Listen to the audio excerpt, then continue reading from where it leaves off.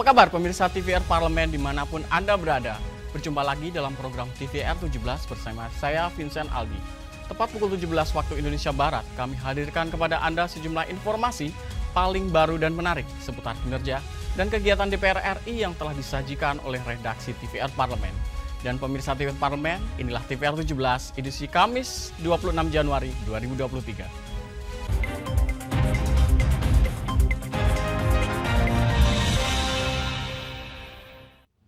DPR RI berharap usulan jembatan gerak di Pelabuhan Garongkong dapat segera terrealisasi guna menunjang infrastruktur serta mobilitas masyarakat di pelabuhan. Anggota Komisi 5 DPR RI Muhammad Aras menerima audiensi DPRD Kabupaten Baru dalam rangka menyerap aspirasi terkait perkembangan infrastruktur di Kabupaten Baru, Sulawesi Selatan, khususnya Pelabuhan Garongkong. Menurut Muhammad Aras, usulan pengadaan movable bridge atau jembatan gerak untuk Pelabuhan Garongkong sangat penting dalam menunjang infrastruktur pelabuhan. Ini tentu kemanfaatan untuk daerah cukup menjanjikan karena ini pelabuhan ini kan banyak peminatnya untuk bisa bekerja sama untuk melayani beberapa pelabuhan di luar dari Sulawesi Selatan. Tetapi kendala utamanya adalah pada saat air pasang itu kapal-kapal tidak bisa nyandar karena air pasangnya lebih tinggi dibanding dengan pelabuhannya. Oleh karenanya sangat membutuhkan MB untuk bisa melayani kapal-kapal dari luar. Ketua Komisi 1 DPRD Kabupaten Baru Syahrul Ramdhani mengatakan, pelabuhan ini sangat penting sebagai salah satu pelabuhan yang menunjang infrastruktur IKN dan perekonomian di Kabupaten Baru. Untuk itu, ia berharap hal ini segera ditindaklanjuti agar realisasi jembatan gerak bisa segera terwujud. Ya, jadi harapan kami ya mudah-mudahan lah tahun ini bisa terrealisasi, kalau enggak tahun depan. Setidaknya kalau memang sudah terrealisasi seperti itu, kami memiliki tugas untuk mengawasi jalannya pembangunan mobil bridge itu. Karena itu termasuk tugas kami di DPR, ada 3, legislasi, penganggaran, dan pengawasan pembangunan. Ya, itu aja. Dodi Muharam, TVR Parlemen, melaporkan. Guna menekan fenomena pernikahan dini yang masih tinggi hingga saat ini di Indonesia, DPR RI berharap adanya penguatan pembentukan karakter anak. Pemerintah dinilai perlu membuat gerakan nasional yang melibatkan seluruh pihak guna memberikan edukasi mengenai bahaya pergaulan bebas. DPR RI mengimbau seluruh masyarakat untuk mewaspadai fenomena pernikahan dini di Indonesia yang ditengarai menunjukkan tren peningkatan berdasarkan tingginya angka permintaan dispensasi pernikahan di pengadilan agama di sejumlah daerah. Berdasarkan data Badan Kependudukan dan Keluarga Berencana Nasional, 80% diantaranya disebabkan karena hamil di luar nikah. Anggota Komisi 9 DPR RI Dewi Aryani mengatakan, fenomena pernikahan dini tidak bisa dinilai hanya dari satu daerah. Ia menekankan faktor globalisasi dan perkembangan media sosial, serta peran keluarga guna memperkuat pembentukan karakter pada anak. Lebih jauh, Dewi mengusulkan pemerintah perlu membuat gerakan nasional yang melibatkan keluarga dan stakeholder terkait dalam mengedukasi soal bahaya pergaulan bebas. Ya, jadi edukasi tentang pentingnya pembangunan karakter, ya kan, pergaulan, kemudian pembatasan penggunaan media sosial, ya kan. Ini tidak hanya menjadi tanggung jawab Kementerian Kesehatan, BKKBN atau apapun, tapi ini menjadi tanggung jawab lintas kementerian karena pembangunan karakter itu berkaitan dengan semua sektor, semua elemen. Nah, terutama yang mungkin bisa disegerakan sekarang adalah bagaimana kita memberikan arahan, ya kan, bahkan mungkin dalam bentuk instruksi kepada seluruh kepala daerah untuk segera melakukan gerakan di wilayahnya masing-masing. Merujuk data Kementerian Pemberdayaan Perempuan dan Anak, ada 4 provinsi dengan angka dispensasi pernikahan tertinggi, yakni Jawa Timur, Jawa Tengah, Jawa Barat, dan Sulawesi Selatan. Andri, TVR Parlemen, melaporkan. Menindaklanjuti pertemuan bilateral dengan Menteri Bidang Ekonomi Eurasia, DPR RI meminta kementerian terkait di sektor perdagangan, teknologi pertanian, serta sektor pertambangan menjalin kerjasama dengan Menteri Bidang Ekonomi Eurasia. Ditemui usai menerima kunjungan Menteri Bidang Ekonomi Eurasia, beserta delegasi yang hadir, Wakil Ketua Komisi 6 DPR RI Sarmuji mendorong adanya penjajakan kerjasama antara pemerintah RI dengan Menteri Bidang Ekonomi Eurasia. Menurut Sarmuji, kerjasama dapat dilakukan di berbagai sektor, antara lain perdagangan, teknologi pertanian, dan pertambangan. Komisi 6 DPR RI akan meminta kementerian terkait yang merupakan mitra Komisi 6 untuk menindaklanjuti pertemuan bilateral ini. Karena itu kami dari Parlemen, khususnya dari Komisi 6 DPR RI, akan memberikan support penuh untuk peningkatan kerjasama dengan negara-negara Eurasia. Tawaran-tawaran tadi khususnya ke menteri-menteri yang kami bidangi, misalkan kerjasama perdagangan, atau nanti barangkali ada BUMN yang tertarik untuk bekerja sama di bidang eksplorasi natural hidrogen. Kami juga akan sampaikan karena ini teknologi baru, teknologi yang menarik dan kita memiliki potensi yang cukup besar. Tadi disampaikan, dilihat dari sisi geografi dan geologi kita, kemungkinan kita bisa mengeksplorasi natural hidrogen itu sangat besar. Nah, itu kalau bisa BUMN kita bersinergi dengan BUMN negara-negara tersebut atau dengan korporasi atau perusahaan-perusahaan negara tersebut untuk mengeksplorasi natural hidrogen akan menjadi kekuatan tambahan bagi ketersediaan energi kita ke depan. Diketahui Menteri Bidang Ekonomi Eurasia terdiri dari 5 negara, yakni Rusia, Belarus, Armenia, Kazakhstan, dan Kirgistan. Oki Zulindra dan Bari, TVR Parlemen, melaporkan. Komisi 3 DPR RI mempertanyakan sikap atau respon Komnas HAM RI atas pengakuan Presiden Jokowi terkait 12 pelanggaran HAM berat di masa lalu. Seperti apa pemirsa? Informasinya akan kami hadirkan sesaat lagi. Untuk itu tetaplah di TVR 17.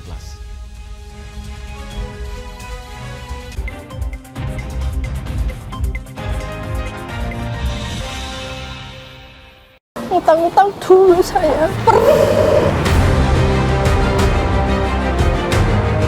Mereka yang tidak cukup paham teredukasi bagaimana menyuarakan aspirasi demi memperoleh jawaban. Sini ditambang untuk seperti itu, warga sini tidak mengizinkan. Sebab apa itu menyangkut isi perut kami semua.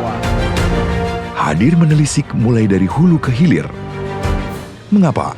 Nah, kalau kita telusuri kenapa banjir ini hampir setiap terjadi.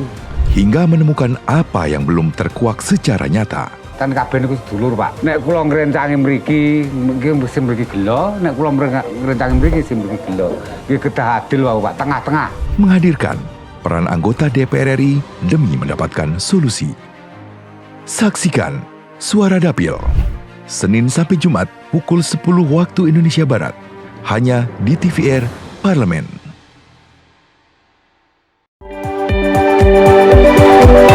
Perempuan Parlemen mengungkap sisi kehidupan pribadi anggota DPR RI.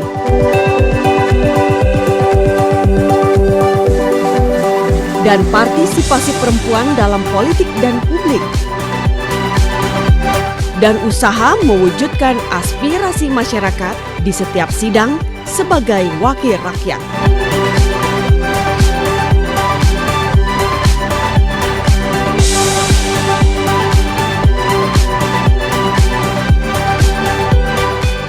Keseharian dalam keluarga.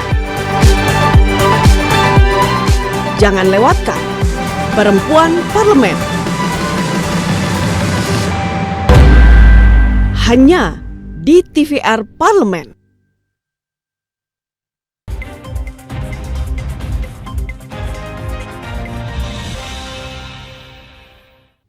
Kembali di TVR 17 pemirsa, Komisi 3 DPR RI berharap adanya tindak lanjut dari Komnas HAM dan pemerintah setelah adanya pengakuan dari negara atas 12 pelanggaran HAM berat masa lalu. DPR RI juga meminta pemerintah mengambil langkah tepat guna memenuhi hak para korban secara adil dan bijaksana. Guna mencegah terjadinya pelanggaran HAM di masa mendatang, DPR RI meminta pemerintah membuat kebijakan strategis serta pengaturan mekanisme hukum yang komprehensif. Untuk mengetahui informasinya, mari kita simak laporan mendalam yang telah dihimpun oleh tim redaksi TVR Parlemen dalam segmen editorial Parlemen berikut ini.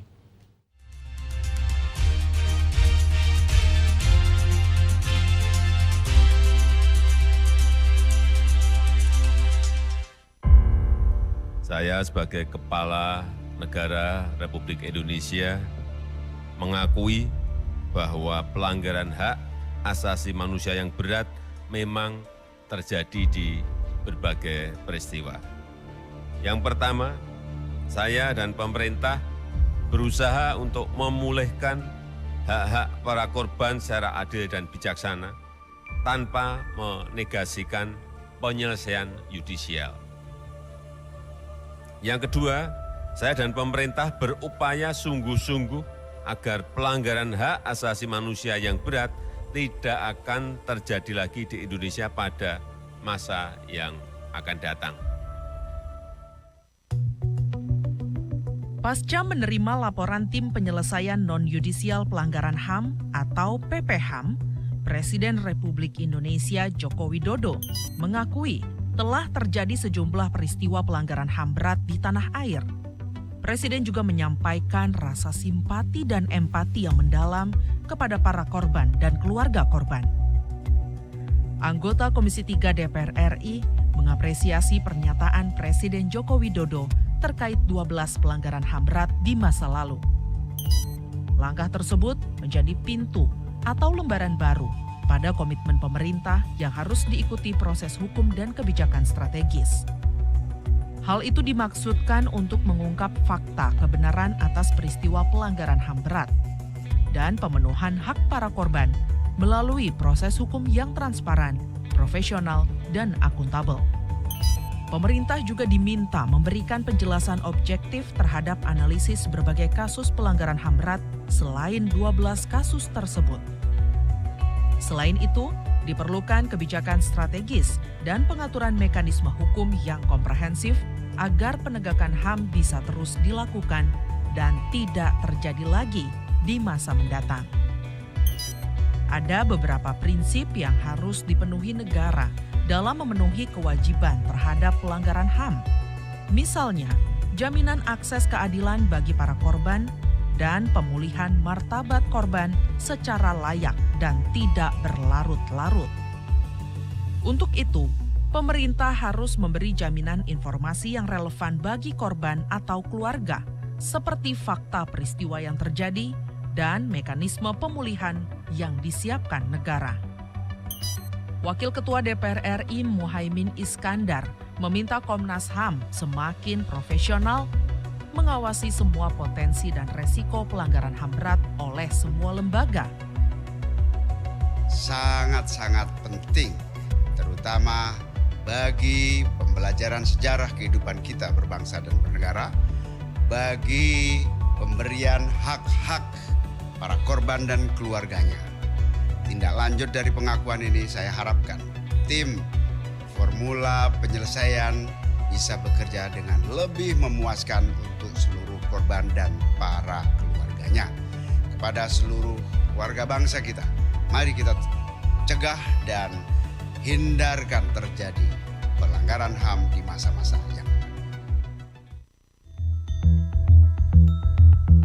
Meski mendukung langkah pemerintah yang mengakui adanya 12 pelanggaran HAM berat untuk memulihkan hak-hak korban, anggota Komisi 3 DPR RI mengingatkan penyelesaian kasus secara yudisial tidak boleh diabaikan dan tidak berhenti. Terbuka untuk mengakui apa yang terjadi. Kalau perlu diambil langkah hukum misalnya. Atau kalau perlu kita sepakat untuk itu tidak terulang kembali. Tidak boleh diulangi kembali. Nah, ini tentu mesti ada mekanismenya nanti. Apakah ini harus ditindaklanjuti pergantian biaya ataupun orang yang mesti bertanggung jawab terhadap hal itu. Itu dalam rangka negara kita menjadi transparan dalam soal pelanggaran HAM.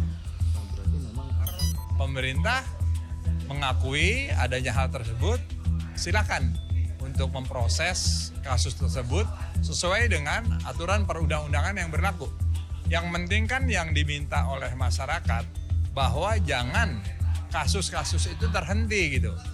Ya, lebih-lebih sekarang pemerintah sudah menyatakan bahwa ada sejumlah kasus tersebut. Ya, silakan untuk diproses. Tim redaksi TVR Parlemen melaporkan.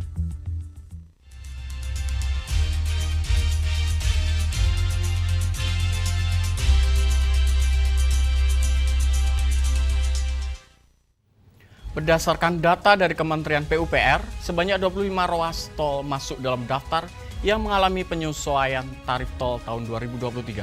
sesuai dengan Undang-Undang Nomor 2 Tahun 2022 tentang perubahan kedua atas Undang-Undang Nomor 38 Tahun 2004 tentang jalan. Saksikan informasi selengkapnya, untuk itu jangan kemana-mana, tetaplah di TVR 17.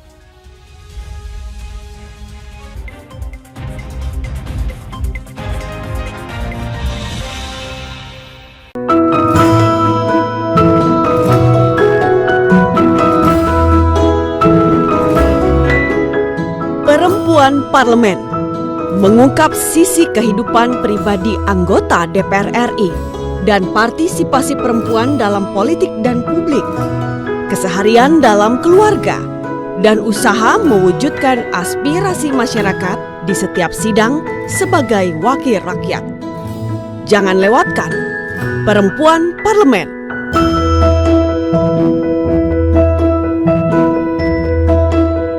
Hanya di TVR Parlemen. Utang-utang dulu saya. Mereka yang tidak cukup paham teredukasi bagaimana menyuarakan aspirasi demi memperoleh jawaban. Sini ditambang untuk seperti itu, warga sini tidak mengizinkan. Sebab apa itu menyangkut isi perut kami semua. Hadir menelisik mulai dari hulu ke hilir. Mengapa? Nah, kalau kita telusuri kenapa banjir ini hampir setiap terjadi, hingga menemukan apa yang belum terkuak secara nyata. Kan kabeh niku sedulur, Pak. Nek kula ngrencangi mriki, mesti mriki gelo, nek kula ngrencangi mriki sing mriki gelo. Iki kedah adil wae, Pak, tengah-tengah. Menghadirkan peran anggota DPR RI demi mendapatkan solusi. Saksikan Suara Dapil, Senin sampai Jumat pukul 10 waktu Indonesia Barat, hanya di TVR Parlemen.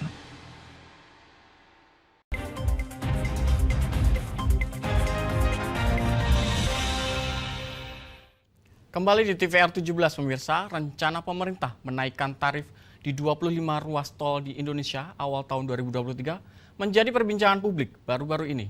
Dan anggota Komisi 5 DPR RI Syahrul Aidi Ma'azat menilai kenaikan tarif tol dapat membuat masyarakat terbebani karena Indonesia saat ini sedang tahap pemulihan ekonomi akibat pandemi COVID-19. Untuk itu, Syahrul mendorong rencana tersebut perlu dikaji terlebih dahulu secara komprehensif. Untuk lebih lengkapnya, pemirsa, berikut laporan rekan kami, Fitian Aunila. Baik pemirsa, pada tahun 2023 pemerintah berencana menaikkan tarif tol di 25 ruas. Nah, adapun 15 ruas tol diantaranya bakal mengalami penyesuaian tarif tol di awal tahun ini. Nah, melihat ketentuan yang tercantum dalam pasal 48 ayat 3 dan 4 Undang-Undang Nomor 2 Tahun 2022 tentang perubahan kedua atas Undang-Undang Nomor 38 Tahun 2004 tentang jalan penetapan evaluasi dan penyesuaian tarif tol dilakukan setiap 2 tahun sekali berdasarkan pengaruh laju inflasi di daerah masing-masing dan juga evaluasi terhadap pemenuhan standar pelayanan minimal atau SPM jalan tol. Nah, namun seperti tahun-tahun sebelumnya operator selalu menagih kenaikan tarif tapi mendadak lupa ketika ditagih soal kewajiban pemenuhan SPM tol. Nah, di samping saya ini sudah ada salah satu anggota dari Komisi 5 DPR RI yaitu Bapak Syahrul Aidi Ma'azat dari fraksi PKS Dapil Daerah Pemilihan Riau II. Baik Pak, selamat siang Pak. Siang Mas. Nah, terkait dengan rencana kenaikan tol ini bagaimana nih Pak komentarnya? Iya, memang secara regulasi dibolehkan ya pemerintah untuk memberikan rekomendasi untuk kenaikan tarif tol. Hanya saja satu catatannya adalah bahwa kondisi masyarakat kita pasca pandemik ini kan ekonomi anjlok luar biasa. Harus ada recovery usaha untuk peningkatan pemulihan.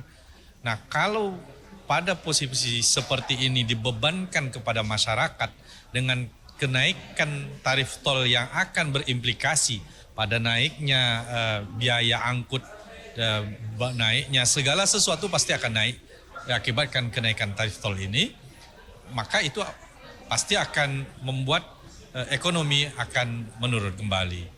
Nah, masalahnya waktunya ini. Ini kan kita baru saja keluar dari pandemik ya.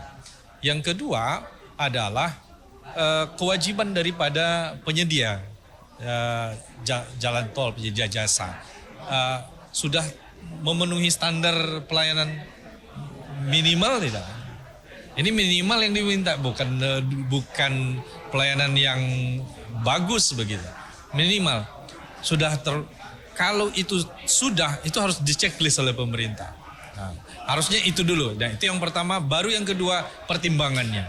Jadi diberikan kewenangan pemerintah untuk menaikkan tarif tol ini bukan berarti harus dilaksanakan. Ya kan? Tentu harus melihat juga pertimbangan-pertimbangan yang lain. Maka PKS untuk kondisi sekarang kita menolak kenaikan tarif tol itu dengan walaupun masih ada regulasi yang membolehkan. Tapi kita menolak. Alasannya yang pertama tadi, pastikan penyedia jasa memenuhi kewajiban untuk memberikan pelayanan standar minimal. Yang kedua adalah kondisi masyarakat yang pasca pandemik yang harus memulihkan ekonomi mereka jangan dibebani dulu dengan kenaikan tarif tol. Kalau untuk aturan kenaikan atau penyesuaian setiap 2 tahun ini sudah tepat gak sih Pak kalau dibandingkan dengan standar pelayanan minimal yang ada? Karena kan kita tahu sendiri bahwa SPM ini masih banyak yang dikeluhkan oleh masyarakat. Ya, nah itu makanya setiap ruas itu harus terpenuhi dulu. Kalau misalnya tadi ada 25 ruas, ada 15 yang di awal. 15 ini kita cek dulu nih nanti sudah terpenuhi enggak? Nah, kalau sudah terpenuhi, lihat dulu kondisi masyarakatnya. Lihat dulu kondisi ekonomi masyarakat. Menurut saya tidak ada salahnya juga pemerintah menunda dulu karena kondisi ekonomi kita yang saat sekarang ini pasca pemulihan dari COVID. Nah, kalau dampaknya sendiri yang Bapak lihat Pak terkait dengan naiknya tarif tol ini? Pasti akan berdampak banyak ya. Biaya angkut akan tambah ya. Kemudian biaya angkut kemudian kalau sudah biaya angkut yang bertambah, pasti kos produksi akan bertambah. Kalau kos produksi bertambah, itu akan berdampak pada banyak hal pastinya. Biaya harga barang dan seterusnya, ya, harga kebutuhan pokok naik. Kalau sudah kebutuhan pokok naik, semuanya akan terjadi lagi inflasi. Kalau misalnya kenaikan tarif tol ini kan alasannya inflasi Pak. Nah tapi kalau kita lihat bahwa pertumbuhan lalu lintas ini lebih banyak dibandingkan inflasi ini bagaimana Pak? Iya, ini salah satu pertimbangan saja. Maka itu kan mereka melihatnya kepada penyedianya. Maka pemerintah dalam hal ini harus berada di posisi tengah. Ya, tidak menzolimi penyedia jasa, tidak juga menzolimi masyarakat gitu.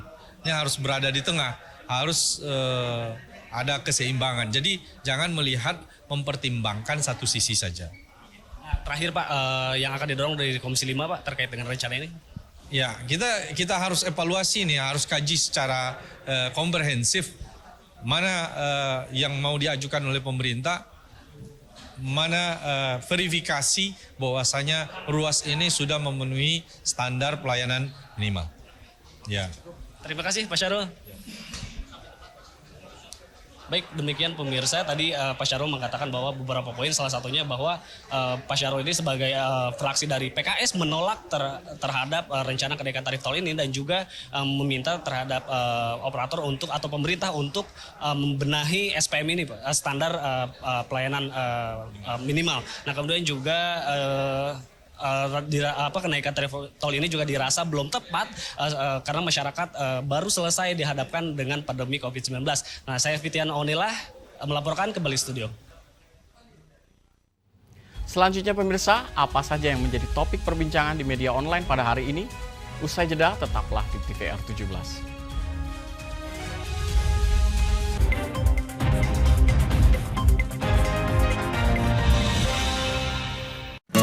Indonesia siap memasuki tatanan hidup baru di tengah pandemi corona. Apa kita sudah paham persiapan dan protokol kesehatan yang harus dilakukan di lingkungan kerja? Pastikan kondisi tubuh sehat saat berangkat ke kantor. Gunakan masker. Membawa perlengkapan makan sendiri. Sediakan hand sanitizer dan selalu mencuci tangan. Saat akan melakukan ibadah, ingatlah untuk saling menjaga jarak aman dan membawa perlengkapan ibadah sendiri. Karena tempat ibadah sudah tidak menyediakan alat ibadah untuk mengurangi penyebaran virus corona. Semoga kita semua mampu memutus mata rantai penyebaran COVID-19 dan roda perekonomian pun tetap berputar.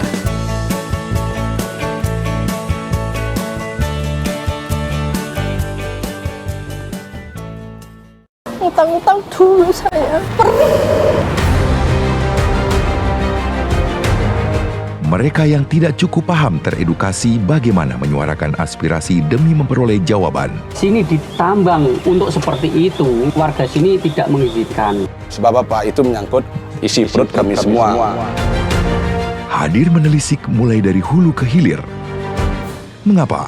Nah, kalau kita telusuri kenapa banjir ini hampir setiap terjadi, hingga menemukan apa yang belum terkuak secara nyata. Kan kabeh niku sedulur, Pak. Nek kula ngrencangi mriki, nggih sing mriki gelo, nek kula ngrencangi mriki sing mriki gelo. Nggih kedah adil wae, Pak, tengah-tengah. Menghadirkan peran anggota DPR RI demi mendapatkan solusi. Saksikan Suara Dapil, Senin sampai Jumat pukul 10 waktu Indonesia Barat, hanya di TVR Parlemen.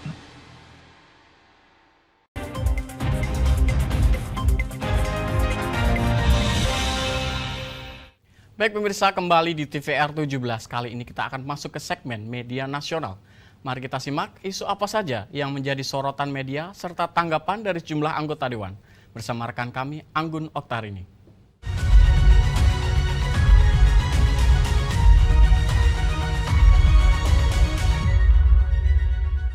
Terima kasih rekan Aldi, dan berita pertama yang menjadi headline di media online yaitu berita mengenai DPR RI siap perjuangkan revisi Undang-Undang Desa masuk prolegnas prioritas tahun 2023.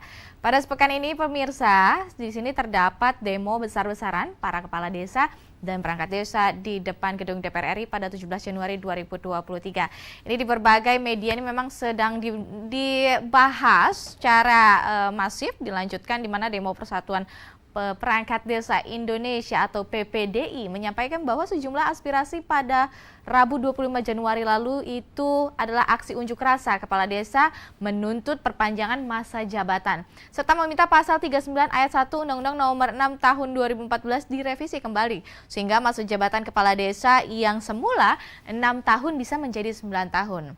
Pemirsa, sedangkan aksi demo PPDI menuntut agar mendapat payung hukum yang jelas terkait dengan status kepegawaian dan peningkatan kesejahteraan perangkat desa tersebut. Dan di sini merespon hal tersebut, pemirsa, anggota Balik DPR RI Herman Hairon bersama anggota DPR RI M. Toha dan anggota DPR RI Ibnu Multazam menilai bahwa tuntutan aspirasi dari PPDI sangat masuk akal dan pantas diperjuangkan. Ini ramai dibahas terkait dengan agar Undang-Undang Desa bisa segera masuk dalam prolegnas prioritas di 2023 dan selanjutnya akan diperjuangkan di Balik. 6 poin tuntutan tersebut ini pertama yaitu bahwa masa kerja perangkat kerja tetap sampai umur 60 tahun sesuai Undang-Undang Nomor 6 Tahun 2014 atau tidak sama dengan masa jabatan kepala desa, dan juga kedua memasukkan poin-poin usulan aspirasi PPDI seluruh Indonesia ke dalam revisi Undang-Undang Desa ketiga. Di sini perangkat desa yang terdiri atas kepala desa, sekretaris desa, kepala seksi, kepala dusun bahkan RT atau RW hingga Karang Taruna harus ditingkatkan kesejahteraannya. Dan yang keempat, ini perangkat desa ditugaskan oleh negara untuk melaksanakan dan mengelola keuangan, melakukan tata kelola dan pembangunan desa, maka harus diberikan kesejahteraan dan diperjelas statusnya. Di poin kelima ini pemerintah wajib mendorong terkait dengan menuding dan membiayai peningkatan kapasitas perangkat desa, dan juga yang keenam atau terakhir diupayakan agar ditertibkannya undang-undang aparatur pemerintah desa untuk lebih memperjelas status dan kesejahteraan perangkat desa, pemirsa. Dan sementara itu, Wakil Ketua Komisi 2 DPR RI Junimart Girsang dalam keterangannya di Kompleks Parlemen Selasa 24 Januari 2023 menyatakan pihaknya telah mengirimkan surat ke Balik DPR RI terkait revisi Undang-Undang Desa serta meminta agar revisi Undang-Undang Desa agar menjadi inisiatif DPR. Senada dengan itu, Ketua Komisi 2 DPR RI Ahmad Doli Kurnia menegaskan bahwa Komisi 2 telah melakukan upaya nyata memperjuangkan revisi Undang-Undang Desa masuk prolegnas dan DPR RI di periode 2019 hingga 2024. Nah, pemirsa, selanjutnya ini masih ada pembahasan dari beberapa pembahasan di media online, headline media online, yaitu terkait dengan Komisi 6 DPR RI, pertanyaan atau disebut ini ketidakhadiran pengembangan Meikarta dalam rapat dengar pendapat umum. Ini beberapa waktu lalu memang sempat diundang oleh DPR RI. Di sini Wakil Ketua Komisi 6 DPR RI Muhammad Haikal mempertanyakan ketidakhadiran Presiden Direktur PT Mahkota Suntosa Utama selaku dengan pengembang dari mega proyek Meikarta dalam rapat dengar pendapat umum Komisi 6 DPR RI, ruang rapat Komisi 6 DPR Senayan Jakarta pada Rabu 25 Januari 2023. Ini kita mau mengenal, ini adalah big project di mana Komisi 6 ingin mendengar secara langsung dari pihak PT Mahkota Suntosa Utama yang menjadi bagian dari Lipo Group terkait dengan permasalahan pembangunan Meikarta tersebut serta upaya penyelesaian yang dilakukan dalam upaya memenuhi hak-hak konsumen secara detail sebagai tindak lanjut atas aspirasi dari komunitas peduli konsumen Meikarta pada 18 Januari 2023 lalu. Dan di sini saat itu komunitas peduli konsumen Meikarta mengadukan bahwa penyerahan unit terlambat atau tidak sesuai dengan apa yang diperjanjikan sebelumnya. Nah, pemirsa, masih banyak unit yang belum dibangun dan tidak terlihat progres fisiknya. Di sisi lain, konsumen tersebut telah melakukan pembayaran uang muka, bahkan ada yang sudah lunas dan ada yang masih menyicil meskipun dihadapkan pada masa sulit pandemi COVID-19 saat itu. Ini bagaimana kan banyak sekali masyarakat ini yang ingin segera memiliki tempat tinggal. Dan di sini Komisi 6 juga mendapat laporan bahwa Meikarta sudah melakukan penundaan kewajiban pembayaran hutang tersebut, di mana salah satu poin homologasi bahwa penyerahan unit kepada konsumen dilakukan bertahap mulai tahun 2007 atau 85 bulan sejak tahun 2020. Keputusan tersebut jelas merugikan konsumen karena dilakukan terlampau lama, pemirsa. Di sini mangkirnya pengembangan atau sebagai pengembang proyek Meikarta, PT Mahkota Suntosa Utama dari panggilan juga membuat Wakil Ketua Komisi 6 DPR RI Martin Manurunggram terkait dengan di sini meningkatnya manajemen Meikarta. Maksud kami mengingatkan manajemen Meikarta bisa disandra 30 hari sebagaimana tercantum dalam Undang-Undang Nomor 17 Tahun 2014 Ayat 4. Martin mengingatkan kembali DPR adalah lembaga tinggi negara dan rapat yang diselenggarakan di DPR harus punya dasar hukum yang jelas. Namun berhubung PT tersebut tidak hadir, Martin mengingatkan adanya Undang-Undang Nomor 17 Tahun 2014 itu. Nah, pemirsa, itu tadi headline di media online pada hari ini terkait dengan DPR RI siap perjuangkan revisi Undang-Undang Desa masuk prolegnas prioritas tahun 2023 dan juga serta pembahasan dari beberapa media terkait dengan Komisi 6 DPR RI pertanyakan ketidakhadiran pengembangan atau maksud kami pengembang Meikarta dalam rapat dengan pendapat umum. Dan saya Anggun Oktarini kembali ke rekan Aldi.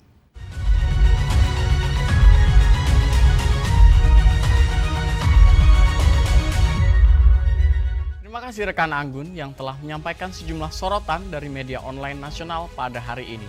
Dan pemirsa TVR Parlemen, segmen media online tadi sekaligus menutup program TVR 17 edisi sore hari ini.